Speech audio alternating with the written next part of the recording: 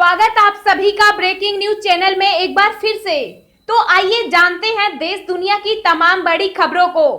पर उससे पहले आपसे निवेदन है कि आप इस वीडियो को लाइक कर दें, शेयर कर दें ताकि हमारा हौसला बढ़ता रहे।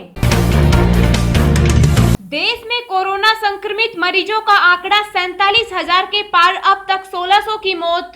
जी हां, आपको बता दें कि देश और दुनिया में कोरोना के केस लगातार बढ़ते ही जा रहे हैं। ताजा आंकड़ों के मुताबिक देश में अब तक 47,000 संक्रमण के मामले सामने आ चुके हैं। एक्टिव केस 32,636 हैं, जिसमें से अभी तक 1600 लोग अपनी जान गंवा चुके। वहीं इसके बीच अच्छी खबर ये भी है कि अब तक 13,760 संक्रमित मरीज ठीक भी हो चुके।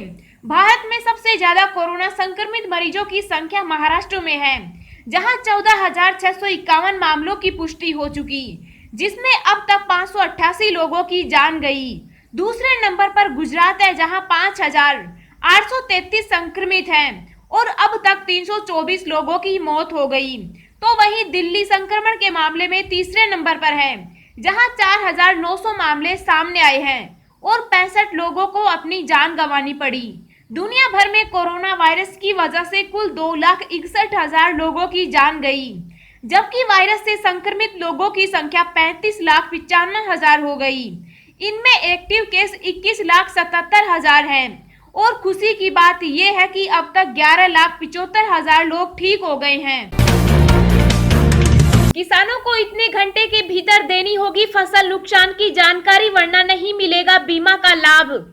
जी आपको बता दें कि फसल मड़ाई के बाद 14 दिन तक खेत में पड़ी फसल का अगर बेमौसम बारिश और ओले से नुकसान पहुंचा है तो 72 घंटे के अंदर आपको फसल बीमा कंपनी को सूचना देनी होगी। इसके बाद फसल नुकसान की भरपाई मिलेगी। केंद्र सरकार ने किसानों को 72 घंटे वाली इस शर्त का यह संदेश देकर उन्हें अलर्ट किया है, ताकि अगर कोई किसान फसल बीमा कंपनी की शर्तों से अनजान है तो उसे नुकसान न हो। जानकारों का कहना है कि जैसे किसी बीमार व्यक्ति को अस्पताल में भर्ती करवाने के बाद बीमा क्लेम के लिए बीमा कंपनी को सूचित करना पड़ता है, उसी तरह से फसल नुकसान होने पर भी बीमा कंपनी को सूचित करना जरूरी होता है।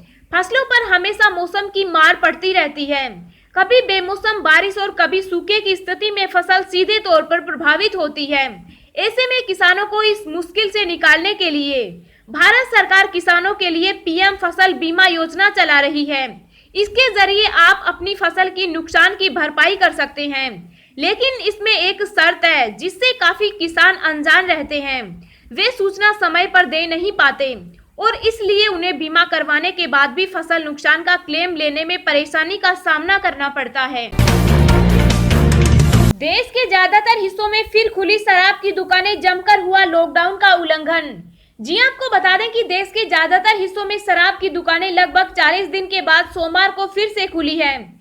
इन पर लोगों की भारी भीड़ देखने को मिली। हालांकि कुछ स्थानों पर सामाजिक दूरी बनाए रखने संबंधित नियमों का पालन नहीं होने की वजह से दुकानों को फिर से बंद कर दिया गया। दिल्ली, बेंगलुरु, मुंबई, लखनऊ, अन्य शहरों समेत देश के विभिन्न हिस्सों में आज कुछ असाधारण दृश्य देखने को मिले, जब बड़ी संख्या में न केवल पुरुष बल्कि कुछ महिलाएं भी शराब की दुकानें खुलने से पहले ही पंक्तियों में खड़ी हो गई थी। एक दुकान पर पहले ग्राहक का स्वागत फूलों की मालाओं से किया गया, जबकि एक अन्य दुकान पर ग्राहक का स्वागत नारियल फोड़कर किया गया। दिल्ली की तरह पश्चिम बंगाल, राजस्थान, आंध्र प्रदेश में कई हिस्सों में शराब की दुकानों को खोले जाने के कुछ मिनट बाद ही बंद करना पड़ा, क्योंकि लोगों की भीड़ के कारण सामाजिक दूरी बनाए रखने के नियमों का उल्लंघन होता दिखाई दिया।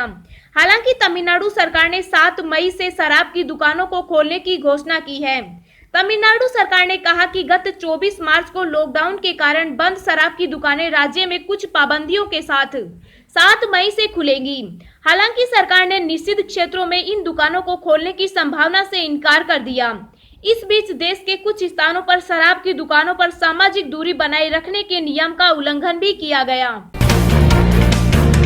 2 भुजिया पैकेट्स की तलाश में बिजनेसमैन ने गंवाए 2.25 लाख रुपए। इस तरह ऑनलाइन ठगों के जाल में फंसे। जी हां, आपको बता दें कि ऑनलाइन खरीदारी और किसी कस्टमर केयर के सही नंबर को लेकर हमेशा सतर्क रहने की आवश्यकता है।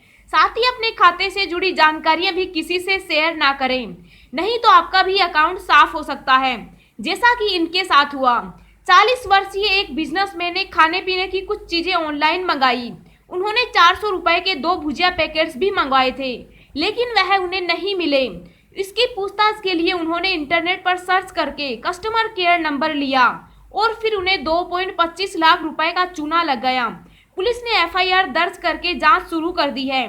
ठगों ने मोबाइल पर एक लिंक भेजा और इसे दूसरे नंबर पर फॉरवर्ड करने को कहा। इसके बाद उसने यूपीआई पिन और मोबाइल पर आया ओटीपी भी पूछा और बिजनेसमैन ने बता भी दिया। 2 घंटे के भीतर ही 4 बार उनके अकाउंट में 2.25 लाख रुपए निकाल लिए गए। तब जाकर उन्हें ठगी का एहसास हुआ। भारत की पाकिस्तान को 2-2 कश्मीर के साथ गिलगित बाल्टिस्तान भी भारत का हिस्सा फौरन करे खाली। जी हां, आपको बता दें कि एक तरफ पूरी दुनिया कोरोना वायरस के खिलाफ जंग में लगी हुई है, तो वहीं दूसरी तरफ पाकिस्तान अपने नाकाम हरकतों से बाज नहीं आ रहा। हालांकि भारत ने भी अब उसको उसी की भाषा में जवाब देने का मन बना लिया है। गिलगित बाल्टिस्तान पर पाकिस्तान सुप्रीम कोर्ट के आदेश के बाद भारत ने कड़ा विरोध दर्ज कराया है। भारत ने पाकिस्तान के एक वरिष्ठ राजनयिक को बुलाकर इस मसले पर कड़ा बयान जारी किया है। विदेश मंत्रालय ने पाकिस्तान को साफ कर दिया है कि जम्मू कश्मीर और लद्दाख का पूरा क्षेत्र, जिसमें गिलगित बाल्टिस्तान का हिस्सा भी आता है, वह भारत का आंतरिक भाग है। भारत ने साथ ही यह भी साफ कर दिया है कि इस मसले पर भारत की स्थिति साल 1994 में संसद में पास हुए प्रस्ताव में नजर आई थी, जिसे सर्वसम्मति से पास किया गया था। पाकिस्तान या फिर इसकी न्यायपालिका के पास कोई अधिकार नहीं है कि वह इस पर गैर कानूनी और जबरन कब्जा करे। भारत ने पाक को चेताया है और साफ कहा कि इस तरह गैर कानूनी कब्जे को छोड़ देना चाहिए और जम्मू कश्मीर में किसी तरह का बदलाव करने की कोशिशें नहीं करनी चाहिए। राजस्थान में अब महामारी कानून के उल्लंघन पर 10,000 रुपए जुर्माना और 2 साल की होगी कैद। जी हां, आपको बता दें कि राजस्थान सरकार ने राज्य में महामारी अध्यादेश 2020 लागू कर दिया है। अब इस नए कानून के तहत महामारी कानून के नियमों का पालन नहीं करने वालों को 2 साल तक कैद और 10,000 रुपए जुर्माना की सजा का प्रावधान है। अध्यादेश आने के साथ ही राजस्थान संक्रामक रोग अधिनियम 1957 भी समाप्त हो गया। राजस्थान के राज्यपाल कलराज मिश्र ने राजस्थान महामारी अध्यादेश 2020 पर मई को हस्ताक्षर किया है, जिसमें महामारी को रोकने के लिए सख्त कानून का प्रावधान किया गया है। कानून का उल्लंघन करने पर 10,000 रुपए का जुर्माना, 2 साल की सजा या फिर दोनों एक साथ देने का प्रावधान है।